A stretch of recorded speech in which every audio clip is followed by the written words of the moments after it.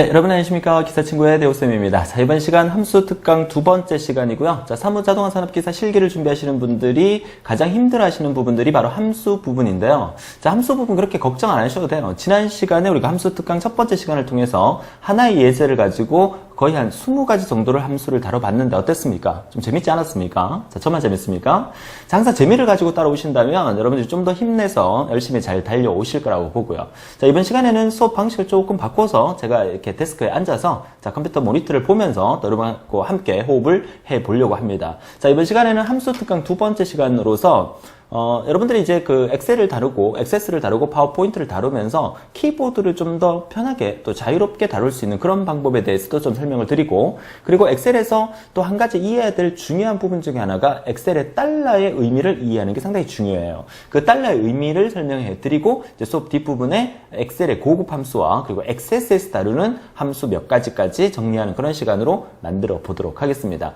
자, 우선 화면을 제가 잠시 갖고 와서 화면을 보면서 설명을 좀 드리겠는데, 자, 함수 특강 두 번째 시간이고요. 자, 달러의 의미와 그리고 고급 함수 그리고 XS에 관련된 그 함수 몇 가지 또 알아보는 그런 시간으로 우리가 만들어 보도록 하고요. 자, 우선 그 첫 번째 엑셀 화면을 띄워놓고 데이터를 빠르게 입력하는 방법부터 먼저 알아보도록 할 텐데, 자, 여러분 그 강의실에 들어오시게 되면 여러분 강의실에 오른쪽에 보면 다운 버튼이 있으시죠. 그 다운 버튼을 눌러서 파일을 다운받아 보시면, 자, 지금 제가 만들어 놓은 이 예제 파일을 보실 수가 있을 거예요. 자, 이 예제 파일을 보시면서 따라하면서 한번 해보시면 훨씬 더 도움이 되실 거예요. 자, 지금 보고 계시는 이 화면에서 데이터를 빠르게 입력하는 방법이다. 자, 이 말을 제가 설명을 드릴 건데, 자, 무슨 얘기냐 하면 엑셀에서 숫자를 이렇게 1, 2, 3, 4 5, 6, 7, 8, 9, 10 이렇게 입력을 하고 싶어요. 그럼 어떤 사람들은 그냥 여기서 이렇게 1 엔터, 2 엔터, 3 엔터, 4 엔터 이렇게 입력하시는데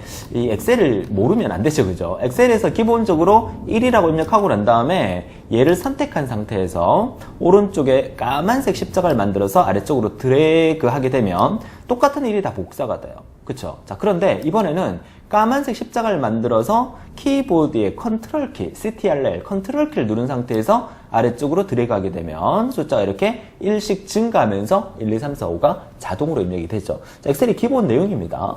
자, 그 다음에 오른쪽에 있는 2, 4, 그러니까 예를 들어서 2의 배수를 내가 연속적으로 입력을 하고 싶다. 자, 이럴 경우에는 2와 4를 둘 다 이렇게 블럭 지정을 한 상태에서 까만색 십자가 만들어서 아래쪽으로 드래그하게 되면 자동으로 2, 4, 6, 8, 10 이렇게 2의 배수로 증가시켜서 숫자를 입력할 수가 있어요. 우리 사무자동화 산업기사 실기에서 굳이 많이 활용은 안 되겠지만 그래도 우리가 사무자동화 산업기사 실기를 공부하면서 엑셀에 이 정도의 기본은 알고 있어야 되지 않겠나, 이런 생각으로 한번 설명을 드려보는 거고요. 자, 그 다음에 여기에 사무정보, 그러니까 비슷한 그 텍스트가 반복으로 이제 입력이 돼 있을 경우에, 자, 이럴 경우에는 보세요. 자, 사무라고 해서 입력을 해볼게요. 사무, 엔터, 정보, 엔터 이렇게 되잖아요. 그 다음부터는 사자만 치면 자동으로 사무가 나와요. 그죠? 그 이전에 이미 사무를 입력했기 때문에. 그럼 그대로 엔터. 자, 정자만 치면 자동으로 정보가 나오죠. 그대로 엔터. 사 엔터, 정 엔터, 정 엔터, 사 엔터, 사 엔터, 사 엔터 이런 식으로 할 수 있다는 거예요. 그러니까 우리가 이제 실전 모의고사에 여러분이 들어오시게 되면 많은 데이터를 입력해야 되는 경우가 생겨요. 그 컴퓨터 활용 능력 자격증이라든지 기타 여러 가지 자격증 같은 경우에는 이미 데이터를 다 입력해 놓고 계산의 결과만 묻는 형태의 시험도 상당히 많아요. 컴퓨터 관련 자격증 중에서. 근데 우리가 지금 하고 있는 이 사무자동화 산업기사 자격증은 좀 속된 말로 맨땅에 헤딩하는 겁니다. 엑셀 화면을, 깨끗한 화면을 띄워놓고 거기에 데이터 입력부터 계산해서 출력까지 모든 작업을 다 해야 되는 시험이 사무자동화 산업기사이기 때문에 어떻게 보면 이게 좀 어려운 시험이 아닌가 이렇게 생각할 수도 있지만 기초부터 차근차근히 배워나가서 실전 모의고사 5회 정도까지 풀어보면 와, 정말 괜찮은 자격증이다. 내가 이 자격증을 따려고 한번 공부를 해보니까 엑셀, 액세스에 대해서 어느 정도 알 것 같다, 이런 느낌이 아마 드실 겁니다. 자, 그런 부분에서는 이 사무자동화 산업기사가 상당히 괜찮은 자격증이다, 이렇게 생각을 합니다. 자, 오른쪽에 이제 많은 숫자들을 여러분들이 또 데이터를 입력해야 되는 경우가 생겨요. 그러니까 문제지에 이런 숫자들이 많이 나오겠죠. 자, 그러면 일반 그 텍스트 같은 경우에는 여러분들이 영타나 한타 같은 경우에는 많은 타이핑 연습을 하셨기 때문에 요즘은 또 인터넷 세상이고 또 많은 채팅을 하고 있고 그렇기 때문에 충분히 빠른 속도로 타이핑을 하실 수 있을 거라고 봅니다만은 숫자 같은 경우에는 이제 금융기관에 일하는 분이 아니라면 이 숫자를 키보드로 입력하는 것도 상당히 불편하세요. 그래서 제가 이 키보드로 한번 보여드릴게요. 이 키보드에 보시면 키보드의 이 오른쪽에 보시면 숫자 패드가 있죠. 그죠? 숫자 패드. 이 숫자 패드를 이용해서 숫자를 좀 빠르게 입력을 할 수가 있어요.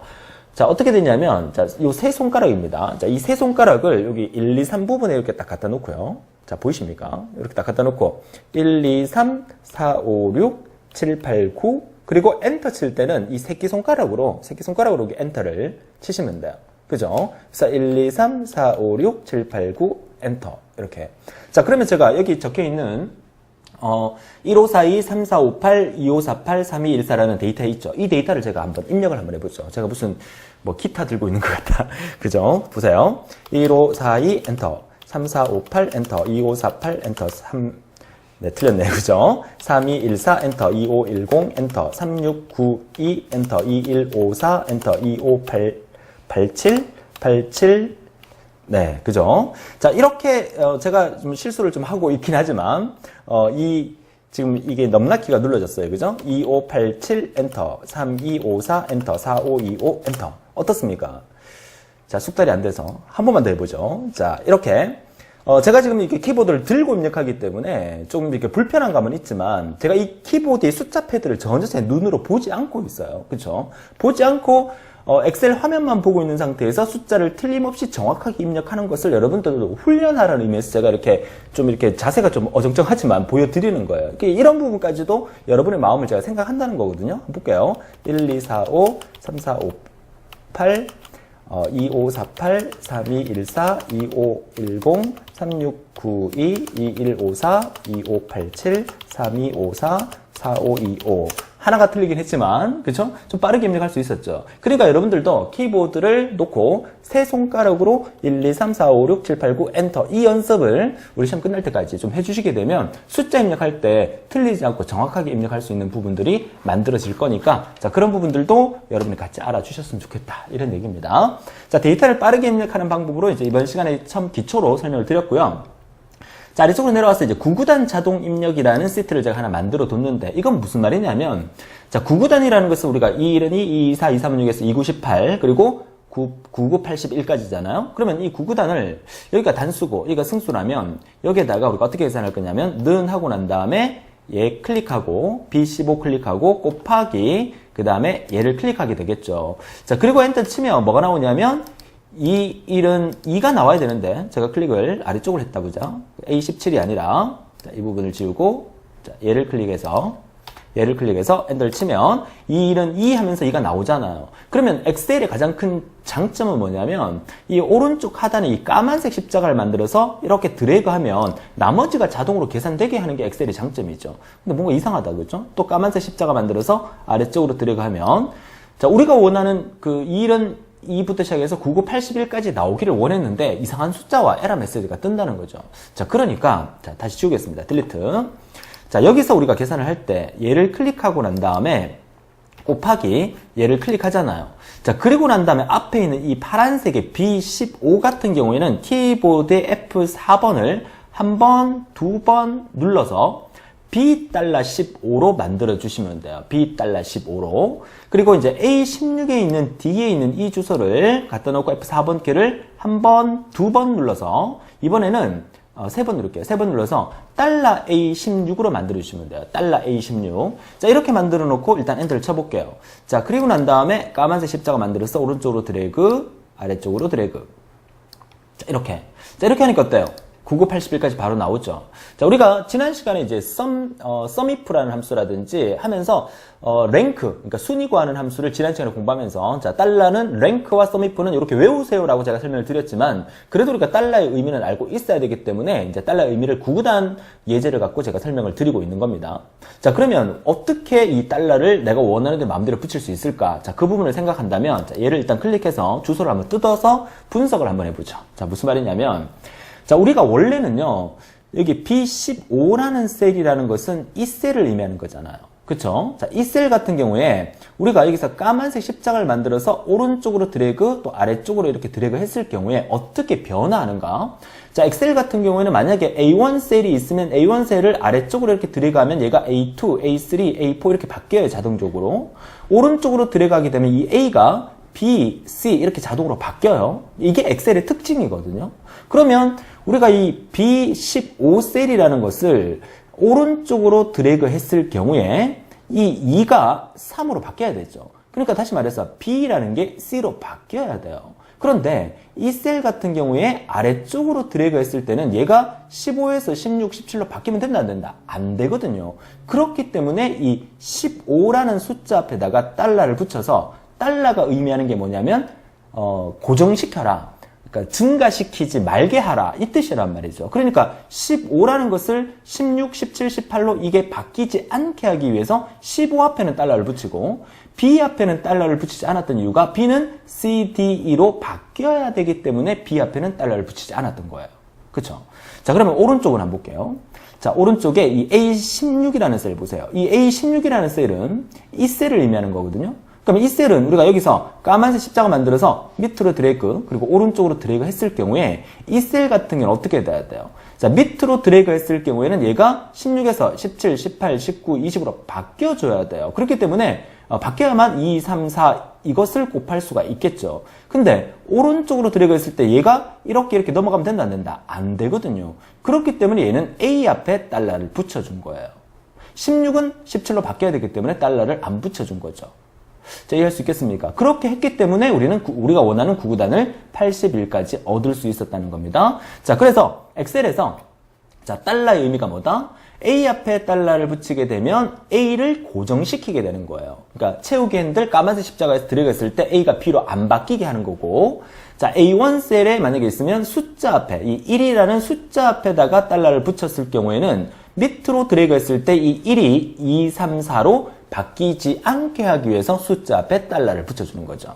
그러면 달러를 붙이는 방법은 특정한 셀 하나 만약에 A1을 입력해 놓고 난 다음에 나는 달러를 붙이고 싶다. 그러면 여러분 키보드에 F4번 키가 있어요. 그죠? F4번 키. F4번 키를 한번 누르게 되면 둘 다 달러가 붙어버려요. 어떻게? 달러 A, 달러 1 이렇게 바뀌고요. 자, 이 상태에서 여러분 키보드에 F4번 키를 한 번 더 누르게 되면 이 둘 중에서 달러가 하나가 사라져요. 뭐가 사라지는지를 눌러보면 알아요. 하나가 사라지고 또다시 한번 F4번 키를 누르게 되면 이번 어떻게 된다? 또다시 한쪽 부분의 달러가 사라지는 형태가 만들어져요. 여기서 또다시 F4번 키를 한 번 더 누르게 되면 다시 원래대로 되돌아오게 됩니다. 자, 한번 테스트를 한번 해볼까요? 자, 보세요.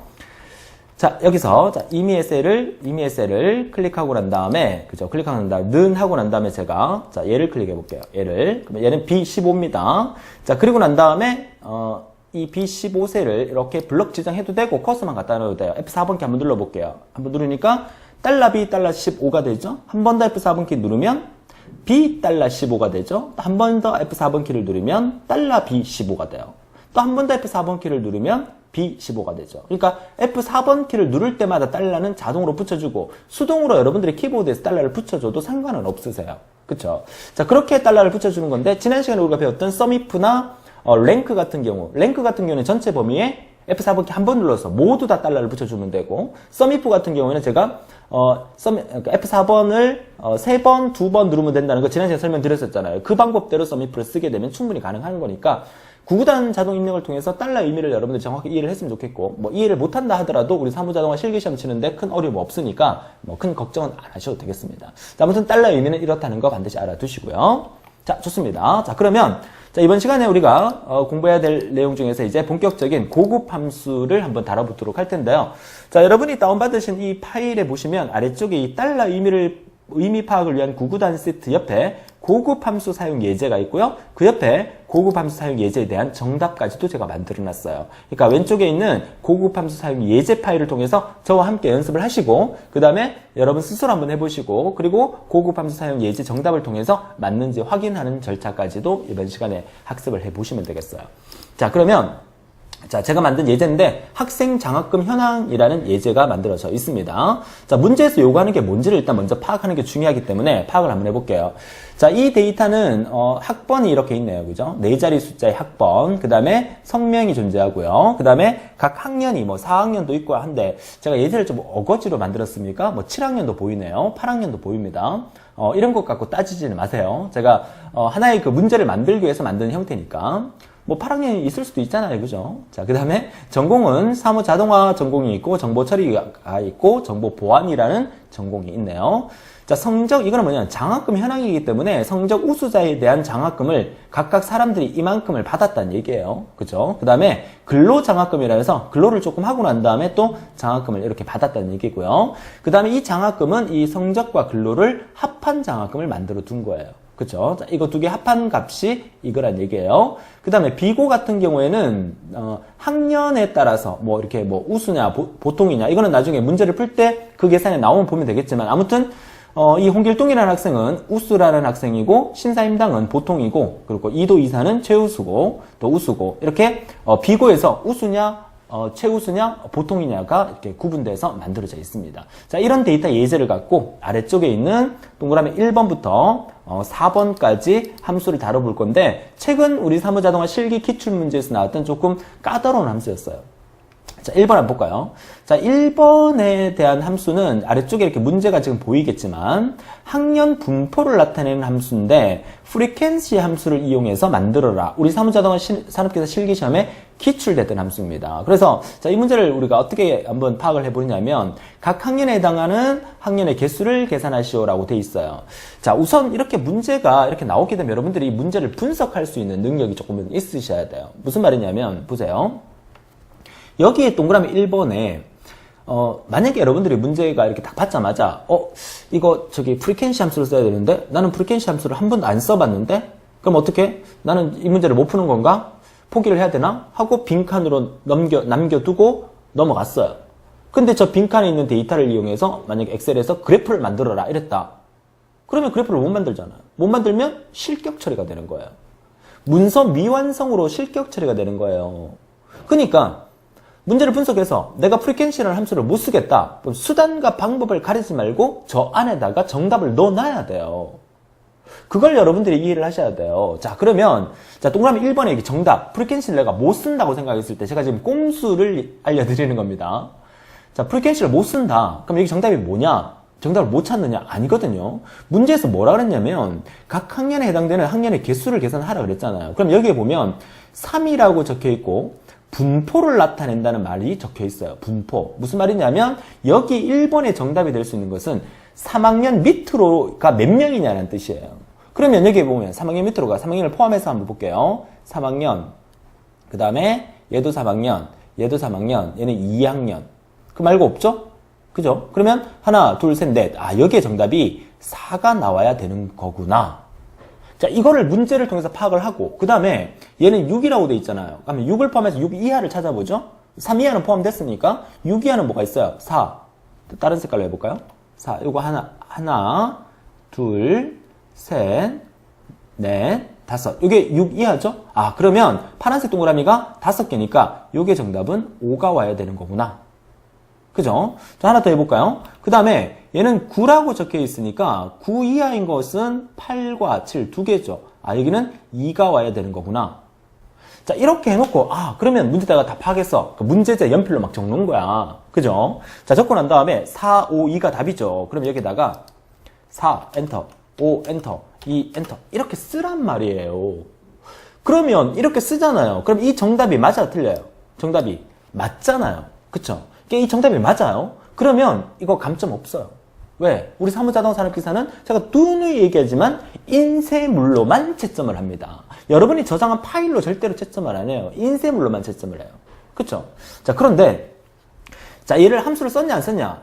뭐 프린트하니까 알 수가 없다. 답이 다 맞잖아요. 그럼 감점이 없어요. 그런데 지금 여기에 동그라미 3번 동그라미 3번씩 보이시죠? 자, 잠깐만 화면을 스크롤 시킬게요. 3번씩에 보면 문제 중에서 이런 문제가 나올 수 있어요. 자, 3번은 비고가 최우수이거나 우수인 장학금의 합계를 계산하시오 해서 이 3번에다가 함수를 써서 계산을 해야 되겠죠? 그죠? 근데 이 3번의 답을 내가 구할 수가 없어서 함수를 못 써서 답을 못 구하겠는 거야. 그럼 방금 우리가 이런 거 했던 것처럼 수동으로 어떻게든지 계산을 해서 이 안에 답을 직접 쳐넣었다는 얘기예요. 타이핑을 해서. 그죠? 그런데 문제에서 뭐라 돼 있냐면 3번 계산식을 sum product is number find라는 함수를 이용해서 구성하시오. 그 구성했는 결과를 여기에다가 함수 사용법을 여기다가 붙여넣기 해가지고 이렇게 적으시오. 이렇게 나온단 말이에요. 이거는 한국산업인력공단 측에서 인쇄물로만 채점하는 그 허점이 있기 때문에 수험생들이 함수를 제대로 썼는지 안 썼는지 주어진 문제에서 딱 하나 정도를 저렇게 표현하라고 얘기를 해줘요. 그러면 여러분들이 이 sum product is number find 함수를 전혀 사용을 못했어요. 그치만 여러분들이 감아보면 여기에 3번 답이 뭐냐면 비고가 최우수이거나 우수인 장학금의 합계라는 말이 들어있잖아요. 그럼 이 답이 뭐냐면 한번 볼게요. 자, 화면 올려서 자 보세요. 비고가 우수이거나 최우수, 우수 얘네들 지금 제가 빨간색으로 동그라미 친 얘네들의 뭐야? 얘네들의 장학금의 합계죠. 그러면 얘네들의 장학금의 합계가 얘 더하기 얘 더하기 얘 더하기 얘 더하기 얘 더하기 얘 더하기 얘가 되는 거잖아요. 이거를 여러분들이 수동으로 다 더합니다. 수동으로 다 더하는 방법도 일일이 또 계산기 꺼내가지고 다 더하는 게 아니라 보세요. 얘 클릭하고 얘 클릭하고 키보드에 컨트롤 키 누른 상태에서 클릭 그 다음에 클릭 이렇게 클릭을 해보세요. 자, 내가 원하는 부분만 키보드에 컨트롤 키를 눌러서 클릭하게 되면 화면 아래쪽에 합계 하면서 이렇게 나와요. 이렇게 보이시죠? 우리가 지금 여기 마우스로 클릭 했잖아요. 얘도 클릭했잖아요. 그러면 이 클릭했는 블럭 지정된 부분에 대한 합계가 엑셀 화면 아래쪽에 자동으로 나와요. 이거 332000이죠? 그죠? 자, 그러면 확인했으니까 여기에다가 적습니다. 이렇게 332000 엔터 이렇게 치잖아요. 자, 이렇게 쳐놓고 난 다음에 보세요. 이렇게 쳤기 때문에 프린트하면 이 부분의 답이 제대로 맞게끔 출력이 될 거 아니에요. 그쵸? 출력이 되기 때문에 이 부분에서 감점이 있다 없다. 감점 없습니다. 그쵸? 근데 문제에서 이 부분의 수식을 뭐로 썼는지에 대해서 여기다가 복사해서 붙여넣기 해서 넣어라 이렇게 나오잖아요. 그러면 이 부분을 여러분이 못했을 거 아니에요. 못했기 때문에 이 부분에 대해서 감점이 있어요. 감점 얼마? 제 생각에 많아봐야 3에서 5점. 감점 기준은 공단 측에서 발표하지 않기 때문에 정확하게 몇 점 감점인지 알 수 없어요. 제가 생각할 때는 3에서 5점 정도 감점을 받을 거예요. 무슨 뜻인지 아시겠어요? 함수를 몰라도 수동으로라도 그 어떤 방법을 썼어라도 여러분들은 심지어 이런 거 계산기. 자, 계산기 한번 띄워볼게요. 심지어 계산기를 띄워서라도 계산기. 자, 이렇게 계산기 띄울 수 있죠. 우리 보조 프로그램에 계산기 있어요. 띄워서라도 수기로 계산을 했어라도 정답만 쳐넣으란 얘기예요. 말이 좀 이상한데 정답만 넣게 되면 그 부분이 출력되기 때문에 감점이 없다는 거 다시 한 번 더 강조를 해드립니다. 무슨 뜻인지 아시겠죠? 자, 좋습니다. 하지만 우리는 지금 함수 특강 시간이니까 여기 나와 있는 함수 사용하는 방법을 제가 지금부터 다 설명을 드릴 겁니다. 그렇죠? 그래서 반드시 그 부분을 여러분들이 명심을 하시고 데이터를 보란 얘기를 지금 해드리는 겁니다. 다시 지우겠습니다. 자, 그러면 다시 올라가서 자 1번부터 자 이게 4, 5, 2 답이 나왔지만 여기에 뭘 쓰란 얘기예요? frequency라는 함수를 쓰란 얘기예요. 근데 frequency라는 함수는 배열 함수입니다. 자, 배열 함수라는 개념은 어느 특정 셀 한두 개를 갖고 계산하는 게 아니라 여러 셀을 블럭 지정해서 거기에 있는 답을 동시에 끄집어낼 때 배열 함수를 쓰는 거예요.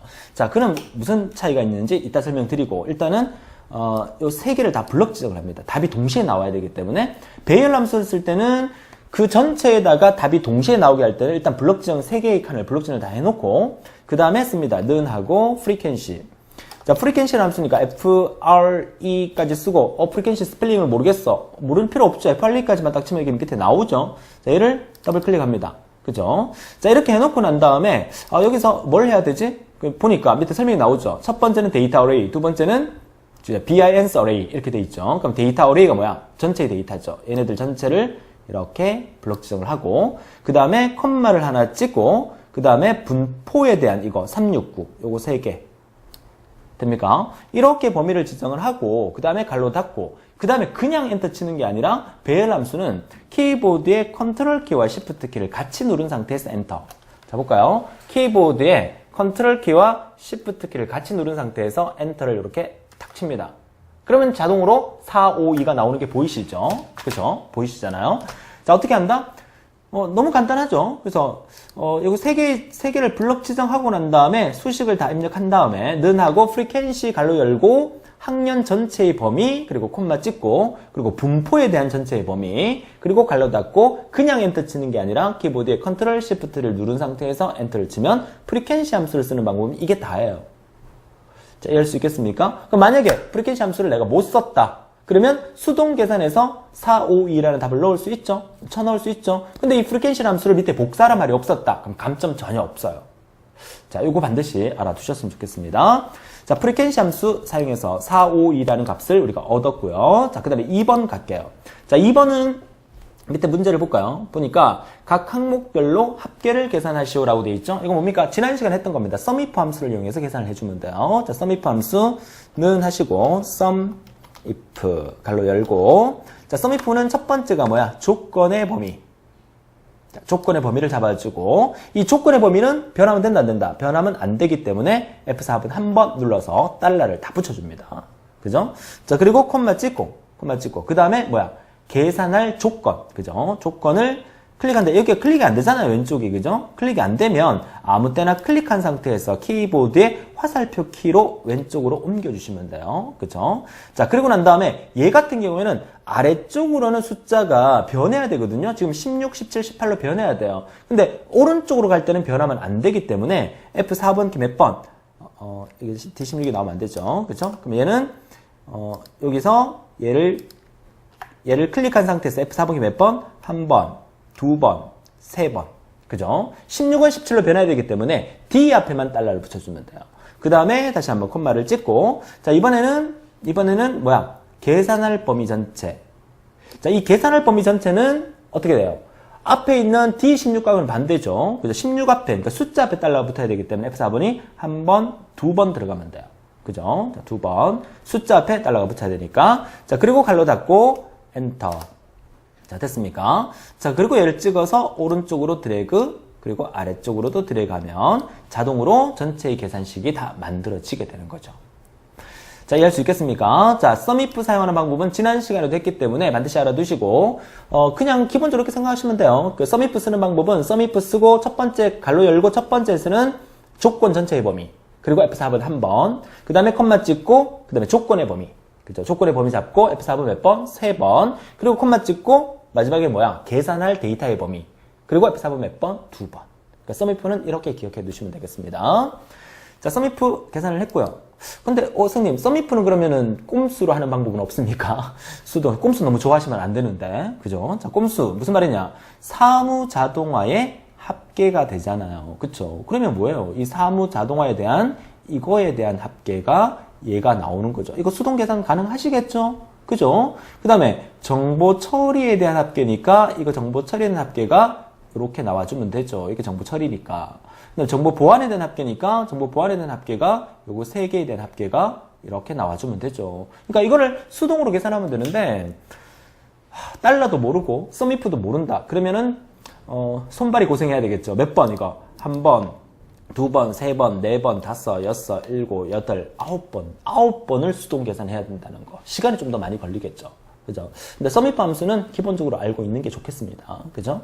자, 이렇게 정리하시면 되겠고요. 자, 이어서 4번 볼게요. 4번. 3번 볼게요. 3번. 비고가 최우수이거나 우수인 장학금의 합계를 구할 때 이 sumProduct is number 또 find라는 함수 요거 이용해야 되는데 자, 이 부분이 조금 까다로운 부분이 좀 있어요. 그래서 sumProduct is number를 제가 설명드리기 위해서 오른쪽으로 화면을 약간 스크롤을 해서 자, 여기서 설명을 좀 드리겠습니다. 자, 우선 sumProduct is number find 함수에 대해서 여러분 완벽하게 이해를 하기 위해서 우선 맨 안쪽에 있는 find 함수부터 제가 좀 설명을 좀 드릴 텐데요. 자, find 함수부터 한번 써볼게요. find, F-I-N-D 갈로 열고 find 찾겠습니다. 자, 뭘 찾을 거냐면 자, 우수라는 글자를 찾을 거예요. 우수. 그죠? 글자를 찾을 거 어디서? 여기서. 이렇게. 자, 그리고 갈로 닫고 자, find 함수는 기본적으로 이렇게 씁니다. 찾을 단어를 앞에 따옴표 붙여서 써주시고 그 다음에 콤마 찍고 어디서 찾을 거냐를 클릭해 주시면 돼요. 그러면 엔터 치면 뭐가 나올까요? 자, 엔터 쳐볼게요. 엔터. 1이 나오죠. 자, 이건 무슨 말이냐면, 자, find 함수에 대한 의미는 이렇습니다. find 함수 의미는, 자, 우수라는 단어를 어디서? 이 H5 셀에서 여기서 찾아라. 그럼 이 우수라는 단어가 H5 셀 안에 들어있는 숫자에 몇 번째 위치에 있는가를 찾아주는 게 find 함수의 의미예요. 그러니까 우수라는 글자가 이게 몇 번째 위치에 있어요? 첫 번째 위치에 있잖아. 우자가 첫 번째고 숫자가 두 번째잖아요. 문제 이해되세요? 자, 요거 잘 이해 안 되면 제가 그 다음 거 한번 해볼게요. 자, 엔터. 자, 여기서 이번에는 이렇게 해볼게요. 는 나머지 우리 확인하고요. 자, 얘를 클릭해서 아래쪽으로 쭉 드래그 합니다. 자, 드래그 하니까 이렇게 결과가 나오는데 이거는 뭐냐면 예를 들어 우수가 어디 있냐? 우수 어디? 이렇게 써볼게요. 좀 웃기게. 우수가 어디 있냐? 라고 하니까 자, 여기는 보세요. 여기는 1이 나왔죠. 1이 나왔다는 얘기는 우수는 요 첫 번째 글자부터 시작을 합니다. 라는 얘기고 여기는 value가 나왔죠. 우수 없는 거야. 우수라는 글자가 없잖아요. 그쵸? 여기는 2가 나왔죠. 2가 나오고 뭐야? 우수라는 글자는 뭐야? 첫 번째는 최자고 우수는 두 번째 글자부터 우수가 있어요. 하기 때문에 2가 나온 거예요. 그러니까 find 함수가 뭘 의미하는지 아시겠죠? 그죠? 자, 다시 한번 볼게요. 자, find 함수의 수식을 클릭해서 다시 한번 보게 되면 find 함수가 하는 일은 자, 우수라는 글자가 몇 번째 위치부터 나옵니까? 이 H5셀에서. 그럼 여기는 첫 번째 위치부터 나옵니다. 이 값은 1이 나오는 거고. 여기는 최우수기 때문에 두 번째 위치에 나옵니다. 해서 2가 나오는 거예요. find 함수 의미 파악했습니다. 자, 좋아요. 자, find 함수의 의미를 우리가 파악을 했고요. 자, 그러면 자, 좋아요. 이번에는 자, 최우수가 어딨니? 라는 걸 한번 찾아볼게요. 최우수. 자, 무슨 말이냐면 find, F-I-N-D, find, 자, find 다운표 열고 자, find 다음에 다운표 열고 최우수 다운표 닫고 어디서? 여기서. 그리고 가로 닫고 엔터. 자, 이렇게 치니까 여기는 최우수가 없잖아요, 지금. 없으니까 밸류가 나오죠. 그 다음에 아래쪽으로 쭉 들어가니까 이렇게 나옵니다. 자, 이 의미를 가만히 들여다보면 그죠? value라고 나와 있는 이 부분에는 최우수라는 단어가 없어요. 그쵸? 최우수라는 단어가 없죠. 그럼 최우수라는 단어가 있는 위치에 보니까 1이라는 값이 나오는 이유는 뭐예요? 우리가 검색할 때 최우수가 몇 번째부터 나오니 했을 때 최우수라는 글자를 적었기 때문에 첫 번째부터 나오는 거잖아요. 그쵸? 자, 그러니까 1이라는 값이 나오는 게 당연하다는 얘기입니다. 자, 좋아요. 자, 그러면 우리가 find 함수에 대한 의미를 알았어요. 자, 그러면 이제 두 번째로 is number. 자, is number. is number라는 말 자체의 의미가 뭐겠어요? is number. 숫자니? 너 숫자니? 이렇게 묻는 거잖아요. 그러면 is number 해볼게요. is number 가로 열고 자, 얘를 한번 클릭해 볼게요. 자, 아래쪽에서 하겠습니다. 여기서는 is number is number 가로 열고 자, 얘를 클릭하겠습니다. 자, 그리고 가로 닫고 엔터를 치면 뭐가 나올까요? 이렇게 나옵니다. true 이렇게 나옵니다. true가 뭡니까? 진실, 참값. 그러니까 우리가 방금 뭘 클릭했어? 얘를 클릭했잖아요. 얘 숫자니? 라고 묻는 거잖아요. 얘 숫자 맞죠? 맞으니까 맞습니다 하고 true가 나오는 거예요. 그러면 여기서 까만색 십자가에서 아래쪽으로 쭉 드래그 해보니까 어떤 결과가 나오냐면 여기는 false가 나오죠. 얘는 숫자가 아니잖아요. 그쵸? 얘도 true가 나오죠? 얘는 숫자잖아요. 그러니까 is number 의미 아시겠죠? 그럼 여기서 자, 우수에 대한 평가입니다. 여기 우수에 대한 그 얘기가 숫자냐, 뭐, 이렇게 그 value냐, 따져주는 거예요. 그럼 여기서는 이제 최우수에 대한 것을 is number로 한번 써볼게요. is number 가로 열고, 얘를 클릭합니다. 자, 가로 닫고 엔터를 치면 뭐가 나올까요? 그쵸. 숫자가 아니니까 false라고 나오겠죠. 엔터, false 나왔습니다. 자, 아래쪽으로 쭉 드래그 해보면, 자, 어때요? 자, 얘네 두 개만 true로 나오죠. 자, 얘네 두 개만 숫자니까. 자, 그러면 is number가 뭘 하는 함수인지 우리가 파악을 했어요. 그 안에 들어있는 게 숫자냐, 글자냐를 판단을 했어. 숫자면 true 값을 만들어주고, 글자면 false 값을 만들어준다는 거예요. 그쵸? 자, 그러면 여기서 자, 썸 프로덕트를 한번 써볼게요. 합, 곱. 썸 프로덕트는 곱이죠. 그러니까 합한 거에 대한 곱입니다. 자, 곱을 한번 해볼게요. 뭘 곱할 거냐면 는 하고 얘 곱하기 얘를 할 거예요. 얘 곱하기 얘. true와 false를 곱하면 뭐가 나올까요? true와 false를 곱하면 뭐가 나오죠? 선생님, 문자와 문자를 곱할 수 있습니까? 자, 우리가 컴퓨터에서는 대부분 이진수로 어떤 데이터를 처리하죠. 그러니까 true에 대한 의미를 컴퓨터는 1이라는 값으로 생각을 해요. false라는 의미는 컴퓨터에서는 0이라는 값으로 생각을 해요. 그렇기 때문에 true와 false를 곱하게 되면 1 곱하기 0이 되기 때문에 0이 나와버려요. 이해할 수 있겠습니까? 만약에 false와 false를 곱하면 false는 0이고 false도 얘도 0이기 때문에 0하고 0하고 곱하면 얘는 0이 나와요. 그 다음에 true와 true를 곱하면 1 곱하기 1이기 때문에 뭐가 나오죠?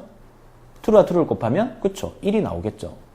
그러니까 이거는 결국 true와 false를 이용해서 우리는 뭘 할 거냐면 1이 나올 거냐 0이 나올 거냐를 판단하기 위한 식을 만들어주는 거예요. 자, 엔터를 쳐볼게요. 엔터. 자, 0이 나오죠. 자, 까만 십자 만들어서 밑으로 드래그 하니까 어때요? 1 아니면 0이 나오는 결과를 만들어내는 거예요. 그쵸? 1, 1일 때만 1이 나오는 거. 결국 이렇게 하니까 우리가 뭘 찾을 수 있냐면, 그죠? 뭘 찾을 수 있냐면, 최우수에 대한 결과값만 뽑아내는 형태를 우리가 만들어내는 과정을 만들 수 있다. 이런 얘기가 되겠죠. 자, 그러니까 이거를 이제는 방금 우리가 find 먼저 설명드렸고 is number 설명드렸고 sum product 설명드렸잖아요. 이 세 개의 함수를 묶어서 한 번에 한번 써보죠. 한 번에. 그쵸? 그게 바로 이 문제에 대한 핵심이라는 거예요. 그쵸? 자, 그럼 한 번에 쓰기 위해서 자, 예제는 일단은 그대로 놔둘게요. 놔두고 다시 화면을 좌측으로 와서 자, 이 부분에 대한 답을 얻겠다는 거예요. 자, 이 부분의 답을 얻겠는데 우선 맨 바깥쪽에 이제 sum product를 써야 되니까 sum product라고 쓰고 그 다음에 is number, is number 갈로 열고 그 다음에 find 자, 여기까지. 그러고 난 다음에 우리가 해야 될 게 뭐냐면 그죠? 뭘 찾냐고 우수를 찾아라. 우수를 찾아라. 이렇게. 자, 우수를 찾아라. 어디서 찾느냐? 어디서 찾느냐? 얘들 중에서 찾는 거야. 얘들 전체 중에서. 자, 이해할 수 있겠습니까?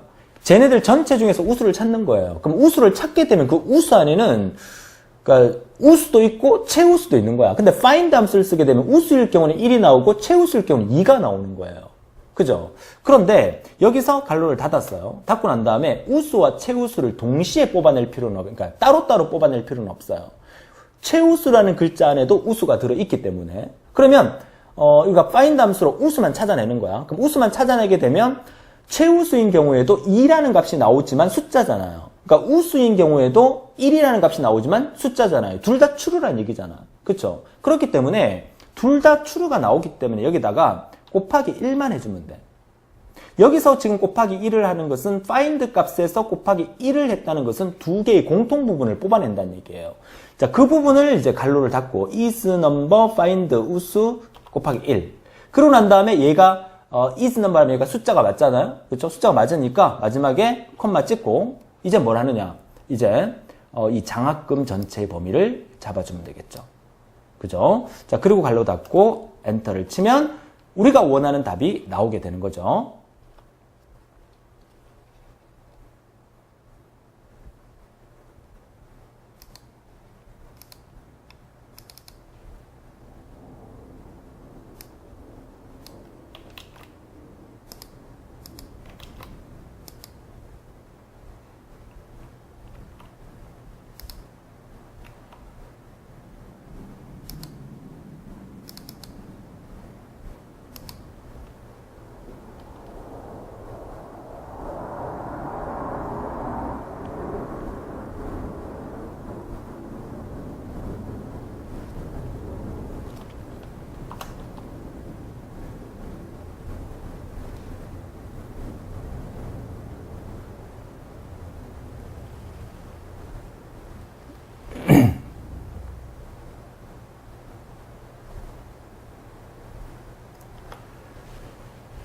자, 그리고 곱하기 1을 이 괄호 뒷부분에다가 곱하기 1을 적어주는데 find 함수의 괄호가 먼저 닫혀야 되겠죠. 그리고 is number의 괄호가 닫혀주면서 숫자를 뽑아내고 난 다음에 is number가 끝난 다음에 곱하기 1을 해주게 되면 우수와 최우수를 하나로 묶어주는 거예요.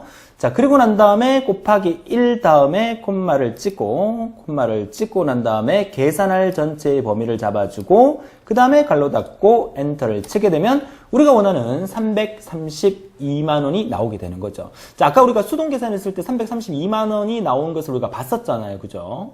자, 이렇게 해서 우리가 sum product is number find 그리고 우수에 대한 부분과 최우수에 대한 부분을 공통으로 뽑아낸 거예요. 자, 나중에 우리가 기출문제 풀이 시간에 다른 풀이 시간에 만약에 지금 이 문제 같은 경우에는 자, 우수나 최우수나 우수 같은 경우에는 최우수 안에 우수라는 글자가 포함되어 있기 때문에 굳이 두 번 할 필요 없이 이 안에다가 수식 자체 곱하기 1이라는 말을 통해서 한 번에 끝내버린 거예요. 근데 만약에 이 안에 데이터가 이렇게 포함된 글자가 없다. 예를 들어 여기가 사랑, 우정, 진실 뭐 이렇게만 나와 있다. 이 중에서 사랑과 우정에 관련된 합계만 구하라. 그럴 경우에는 find를 두 번 써야 돼요. 그러니까 is number find, 그 다음에 is number find, 그러니까 is number find에 사랑 넣어주고 is number find에 우정 넣어주고 이렇게 두 번 써서 전체를 썸 프로덕트로 묶어줘서 곱해주는 그런 과정으로 만들어주는 거는 나중에 기출문제에서 나올 겁니다. 그때 한 번 더 보여드리도록 하겠습니다. 자, 이번 시간에는 썸 프로덕트 is number find를 어떻게 쓰는지에 대한 개념을 이해하는 게 더 중요하기 때문에 개념을 위주로 정리를 해주셨으면 좋겠고, 자, 그러면 이제 이렇게 해서 우리가 이 자리에다가 우리가 뭘 만들었냐면 자, 이 수식을 만들었다는 거잖아요. 그러면 이 수식을 어떻게 복사하라는 얘기입니다. 자, 자, 얘를 클릭한 다음에 원래 이제 시험 문제에서는 얘가 비어져 있겠죠, 이렇게. 그죠? 빈칸입니다. 그럼 얘를 클릭한 상태에서 더블 클릭해서 이거 전체를 블럭 지정한 상태에서 키보드에 컨트롤 C 한번, 그죠? 컨트롤 C 한번. 그리고 아무 때나 클릭해버리면 이거 다 사라집니다. 아무 때나 클릭하지 말고 반드시 키보드에 ESC 키, Escape 키, ESC 키를 눌러서 블럭 해제를 하고 난 다음에 그리고 난 다음에 내가 붙여놓을 자리에 여기서 더블 클릭해서 컨트롤 V 하면 수식이 그대로 복사가 되죠. 붙여넣기가 됩니다. 이 상태에서 또 그냥 엔터 치면 답이 나와버려요. 보세요. 엔터. 그죠? 답이 나와버리죠. 우리는 수식을 인쇄했을 때 그게 보여줘야 되는 거니까 다시 들어가서 맨 앞에다가 작은 따옴표를 하나를 붙여주시면 돼요. 자, 작은 따옴표를 하나를 붙여준다는 것은 얘를 텍스트로 그대로 보이게 하겠다는 얘기예요. 계산의 결과를 보이게 하는 게 아니라. 자, 엔터를 치니까 자, 수식 자체가 그대로 보이죠. 그쵸? 자, 요 작업까지 해주시면 되겠다는 겁니다. 자, 좋습니다. 자, 그러면 이제 마지막 네 번째 함수를 한번 보도록 하죠. 네 번째 함수는 학번이 5로 끝나는 사무자동화의 합계를 계산하라 라고 되어 있네요. 학번이 5로 끝나는. 자, 이것도 여러분들이 또 꼼수로 함수를 모르겠어. 그럼 수동으로 계산해야 되겠다. 그럼 학번이 5로 끝나는 거 찾아보세요. 5로 끝나는 게 예, 정약용, 이성계, 이순신, 그 다음에 없네요. 이 세 명이네요. 그죠? 학번이 5로 끝나는 친구는. 자, 이 세 명의 사무자동화의 합계입니다. 이 세 명의 사무자동화의 합계니까 사무자동화는 이 세 명 중 사무자동화는 얘밖에 없네요. 그쵸? 이거에 대한 뭐 합계니까 얘는 그대로 얘만 오면 되네요. 얘도 그대로 얘만 오면 돼요. 얘도 그대로 얘만 오면 돼요. 이해할 수 있겠습니까? 학번이 5로 끝나는 사무자동화의 합계니까 한 명밖에 없으니까 합계 자체가 얘네가 되는 거니까. 그러면 여러분 딱 보자마자 여기다가 타이핑해서 이 답을 그대로 적어주면 된다는 거야. 인쇄하면 똑같이 나오니까. 그쵸? 자, 근데 함수 쓰는 방법은 우리가 뒷섬 함수를 이용해서 이거는 배열, 그 조건이 있는 배열 함수입니다. 자, 4번에다가 뒷섬 함수를 씁니다. 뒷섬. 뒷섬이라고 쓰고. 그죠? 이거 직접 제가 수업할 때는 항상 함수 마법사를 잘 안 쓰는데, 마지막으로 함수 마법사 한번 써볼게요. 뒷섬 쓰고, 여기 fx 단축 살짝 클릭하게 되면 함수 마법사 화면이 뜹니다. 첫 번째는 뭐라고 되어 있냐면, 데이터베이스의 전체의 범위를 잡아라. 데이터베이스라고 되어 있어요. 그러면 데이터베이스 전체의 범위니까, 어딥니까? 여기서부터 여기까지 전체의 범위가 되는 거예요. 그쵸? 자, 전체 범위를 잡고, 자, 두 번째는 우리가 계산할 필드가 몇 번째 필드냐? 자, 여기서 우리가 지금 계산할 거잖아요? 그럼 전체 범위 중에서 우리가 방금 전체 범위를 잡았잖아. 범위 중에서 이게 첫 번째 열, 두 번째 열, 세 번째 열, 네 번째 열이 되겠죠? 그러면 나는 네 번째 열의 거에 대한 합을 구하겠다. 그리고 나면 조건이 뭐냐? 조건은 이거예요. 이게 조건이에요. 이 조건에 여러분들이 직접 타이핑을 하셔야 됩니다. 이거 타이핑하는 이따 보여드리도록 하고, 아무튼 조건은, 자, 여기는 네 번째 필드의 합계를 구할 거예요 라고 하고, 조건은 얘네 범위를 잡아주시면 돼요. 그죠? 자, 그리고 확인 눌러볼게요. 확인. 자, 어때요? 답이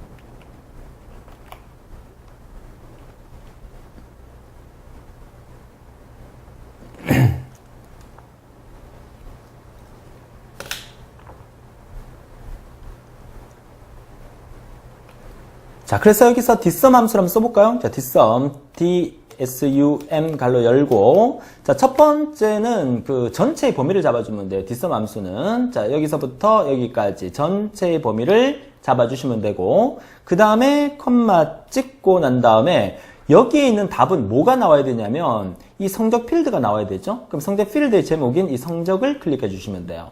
그리고 마지막에 컴마 찍고 난 다음에 조건의 범위인 얘를 잡아주시면 되는데, 이 조건의 범위는 미리 세팅이 되어 있는 게 아니에요. 여러분 직접 적어 주셔야 돼요. 적는 건 이따 설명을 드리고, dsum 함수 쓰는 방법은 이렇게 쓴다는 것만 알아두시면 돼요. 그리고 갈로 닫고 엔터 치니까 37만원이라는 답이 나오죠. 자, 이 상태에서 여러분들은 얘를 클릭해서 오른쪽으로 역시 드래그하면 나머지 답이 나와야 되는데, 이 나머지 답이 맞습니까? 보니까 아니잖아요. 이건 뭐예요?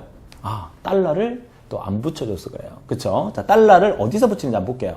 얘를 클릭해서 보면, 그러니까 전체의 범위를 한번 생각해 보세요. 이 전체의 잡은 이 파란색 범위 같은 경우에는 얘가 옆으로 갈 때 변해야 됩니까? 안 변해야 됩니까? 변하면 안 되겠죠. 안 되니까 얘 전체는 모두 다 달러를 다 붙여야 돼요. 그쵸? 그 다음에 오른쪽으로 넘어갈 때 이 두 번째 클릭한 것은 이 성적이라는 얘를 클릭한 거잖아. 그럼 얘를 오른쪽으로 들어갈 때 얘는 글로로 바뀌어야 되죠. 그 다음에 장학금으로 바뀌어야 되죠. 그러니까 얘는 달러를 붙이면 된다, 안 된다? 달러를 붙이면 안 된다. 얘는 달러를 안 붙이는 겁니다. 자, 그리고 마지막 이 보라색 얘는 뭐예요? 이 안에 있는 이 조건의 범위죠.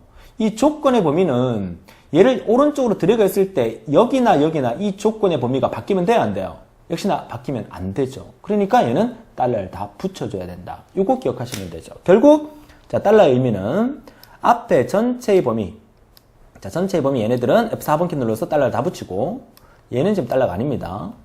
얘는 달러를 안 붙이고, G23부터 H24는 조건의 범위니까 얘도 F4번 눌러서 달러를 다 붙이는 거예요. 그쵸? 그리고 엔터 치니까 37만원이 똑같이 나왔어요. 자, 오른쪽으로 드래그를 해볼게요. 드래그를 해보니까 어떻습니까? 이제 12만원, 49만원 제대로 나온 게 보이시죠? 자, dsum 함수를 쓰는 방법은 자, 이렇습니다. 자, 다시 한번 정리를 하면 여기에다가 우리가 dsum 함수를 썼었죠. 자, 위에서 바로 볼게요. dsum은 첫 번째 콤마를 기준으로 첫 번째는 뭐야? 데이터 전체의 범위. 메모하세요. 데이터 전체의 범위를 잡아주고, 자, 두 번째 얘는 뭐예요? 그쵸? 필드. 계산할 필드. 세 번째는 뭡니까? 얘는 조건의 범위.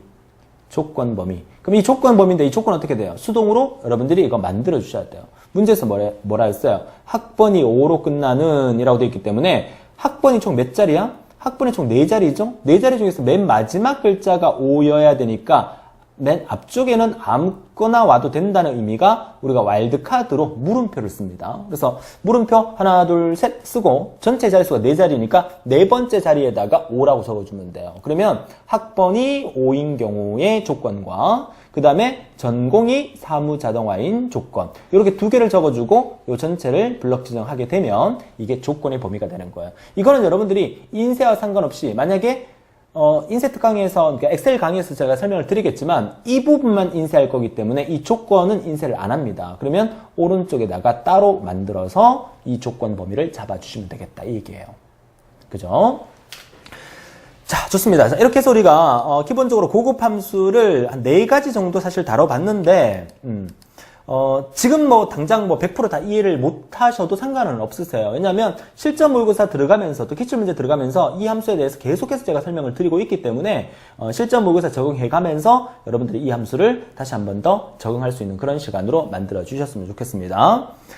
자, 배열 수식은 컨트롤 시프트 엔터 친다는 거 메시지 잠시 한 번 더 메모해 두시고요. 자, 이렇게 해서 우리가 장학금 현황을 통해서 4가지 함수를 살펴봤고요. 자, 정답 확인하시면서 여러분이 했던 정답과 여러분들이 했던 작업과 또 여기 있는 정답 파일과 맞는지도 반복 연습해 보시는 것도 도움이 되실 거라고 보여집니다. 자, 이번 시간 엑셀의 고급 함수는 여기까지 하고요. 시간이 조금 많이 지나긴 했지만 우리가 액세스 함수 몇 가지만 한번 다뤄보고 이번 시간 마치도록 하겠습니다. 자, 액세스 예제 문제를 제가 하나 갖고 왔는데 물론 지금 이 강의를 듣고 계신 분들 중에서 액세스 단계별 학습을 아직 듣지 않고 이 강의를 듣고 계신 분도 계실 거고, 또 액세스 단계별을 듣고 이 강의를 들으신다면 훨씬 더 이해가 빠르실 거예요. 그러니까 이 강의는 함수 특강의 이 두 번째 이 시간은 액세스의 단계별 학습을 다 듣고 들어주시면 훨씬 더 도움이 되겠다는 거 말씀을 드립니다. 우선 함수 몇 가지만 얘기해 드릴 건데, 액세스에서 함수는 이 쿼리 부분과 그리고 보고서 부분에서만 다룹니다. 그래서 쿼리 부분부터 한번 열어볼게요. 자, 쿼리 부분부터 열게 되면 요 디자인 보기 단추 눌러서 들어가게 되면 요 포인트 점수, 지금 제가 보여드리는 이 예제에서는 포인트 점수 부분에 보면 if 함수 쓴 게 보입니다. if 함수. 자, 요거 잠시 확인을 해보면 엑셀에서 배웠던 if 함수랑 원리는 똑같습니다. 엑셀 같은 경우에 우리가 if 함수를 또 어떻게 썼습니까? 는하고 if, 만약에 이 조건 그대로 써볼게요. 그러니까 이용일수라는 게 만약에 A1 셀에 있다면 A1 셀에 있는 게 크거나 같다 얼마 20보다 크거나 같으면 그러면 105로 하고, 자, 그렇지 않으면 다시 한번 if 두 번 들어가서 그 다음에 또다시 A1 셀에 있는 게 크거나 같으면 얼마 10 그러면 50으로 하고, 자, 그렇지 않으면 나머지는 전부 다 10으로 하라. 그러니까 if 두 번 썼으니까 갈로를 두 번 닫아준다. 이게 엑셀의 방법이에요. 그러니까 엑셀 같은 경우에는 맨 앞에 이게 뭡니까? 이게 조건이죠, 조건. 자, 조건 하나 적어주고, 이 조건에 대한 참값을 적어주고, 이 전체가 거짓값이지만, 이 전체 안에서 또다시 이 조건이 하나 더 들어가고, 이 조건에 대한 참값 아니면 거짓값. 이렇게 엑셀에서 if를 썼었어요. 근데, 액세스는 그 엑셀하고 좀 다르게, if 함수의 if가 아니라 IIF입니다. 그죠? 그리고, 필드명을 그대로 적어줍니다. 이렇게. 그러니까 A1 이렇게 적는 게 아니라 셀이 없으니까 액세스에서는. 그래서 이 내용을 좀 더 확대해서 제가 적어보면 if, IIF 만약에 뭐가 이용일수가 그렇죠. 이렇게 이용일수가 크거나 같다 얼마 20보다 크거나 같으면 이렇게 되는 거예요. 그리고 다시 if 들어갈 때 IIF 또 이렇게 들어가고 그 다음에 그거 같으면 중간에 100이 와야 되겠죠? 100이 오고, 콤마 찍고, 또 다시 IIF 들어가서, 이번에는 또 이용일수가, 그죠? 이용일수가 크거나 같다, 이번에 얼마? 10, 그죠? 10보다 크거나 같으면, 콤마 찍고 얼마? 50으로 하고, 그렇지 않으면 나머지 전부 다 30으로 하라. if 두 번 썼으니까 갈로 두 번 닫아주고, 거의 똑같습니다. 그러니까, 셀 주소 대신에 필드명을 써야 된다는 거와, if 대신에 IIF 써야 된다는 것만 차이가 있지, 액세스에서도 이 if 함수를 쓰고 있다는 걸 지금 이번 시간에 보여드리려고 하는 거예요. 자, 정리되셨습니까? 자, 또 하나 더 보여드릴게요. 자, 보고서로 가겠습니다. 자, 보고서에 가서 보고서 디자인 보기를 보면, 자, 이 보고서 부분도 역시나 단계별 학습을 듣고 오신 분들은 이거 아실 거예요. 그죠? 여기 보면 sum이라는 함수 보이시죠? sum. 그 다음에 avg 함수 보였을 겁니다. avg. 자, 여기서 사용요금에 대한 sum을 구하라. 사용요금에 대한 avg를 구하라. 이렇게 수식을 여기서 이렇게 만들었기 때문에 결과물을 보게 되면, 자, 결과물 한번 보죠. 자, 결과물을 보기 단추 눌러서 보게 되면, 자, 이 부분이 이렇게 나온 거예요. 지금, 요 sum 함수를 썼기 때문에, 요게 이 전체에 대한 합계가 나온 거고, 그 다음에 요거는 avg 함수를 썼기 때문에, 이 전체 데이터에 대한 평균이 나온 거예요. 평균. 그래서 여러분들이, 요거는 합계고, 그쵸? 합계고, 얘는 평균이란 말이죠. 그러니까, 엑셀에서 여러분 평균 구하는 함수가 뭐였어요? average였잖아. 근데 액세스에서는 평균 구하는 함수가 뭐다? avg라는 거예요. 그러니까 줄여서. 그러니까 액세스에서 average 다 쓰면 된다 안 된다? 안 됩니다.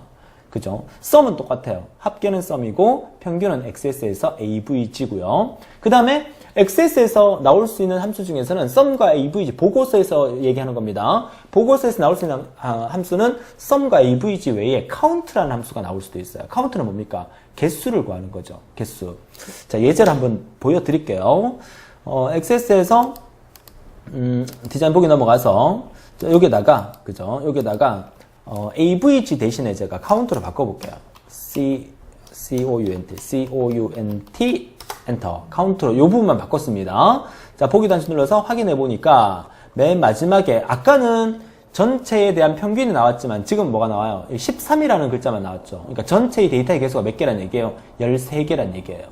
그러니까 XS에서는 아래쪽에 바닥글 부분에 들어갈 수 있는 함수가 sum, 그리고 avg, 평균, 그리고 count, 개수 이 세 가지 외에는 지금까지 나온 적이 한 번도 없습니다. 그쵸? 이 세 가지만 기억하시면 된다는 거는 XS 시간에, XS 실전 모의고사 시간에 제가 자세히 또 설명을 드릴 거니까 그렇게 정리를 하시면 되겠어요.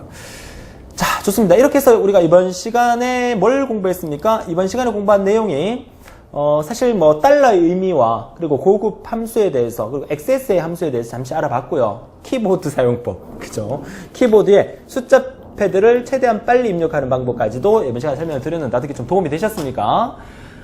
이제는요, 사실 우리가 이게 수업을 이렇게 진행하다 보면 화면상에도 이렇게 보이지만, 뭐, 달러의 의미, 뭐, 고급 함수 이렇게 보여주는데, 이 카메라 앞에서 제가 이렇게, 만약에 오프라인 학원의 현장 강의라 그러면 제가 여러분 옆에 등 뒤에서 붙어서 뭐 잘못하는 거 이렇게 다 봐드리고 할 수 있는 어떤 장점이 있지만, 인강이다 보니까, 카메라 앞에서 이 모니터를 여러분한테 이렇게 보여주면서 이렇게 자세히 설명할 수 있는 부분이 아니잖아요. 그래서 화면의 내용을 여러분한테 이렇게 설명을 해드리는 부분이 있어요. 그래서 실전 모의고사나 기출문제 들어가서는 이제 아쉽지만 제 얼굴을 못 보게 될 겁니다. 제 얼굴은 완전히 다 사라지고 화면만, 엑셀 화면과 XS 화면과 파워포인트 화면만 띄워놓고 저의 이 열정적인 목소리와 화면만으로 여러분들에게 실전 모의고사를 풀이를 해드리도록 하겠습니다. 그게 더 여러분에게 학습 효과가 좋기 때문이죠. 함수 특강을 또 마지막으로 이제 제 얼굴을 이렇게 보는 건데 어떻습니까? 기분이 좀 친해져야 됩니다. 여러분 합격할 때까지 열심히 친해지시고 궁금한 사항은 언제든지 게시판에 질문을 올려주셔서 여러분의 부족한 부분을 그때그때 채워나갈 수 있는 그런 시간으로 만들어 주셨으면 좋겠다는 거 말씀을 드리면서 오늘도 즐거운 하루 되시고 이제 실전 모의고사 강의에서 뵙도록 하겠습니다. 지금까지 대우쌤이었습니다.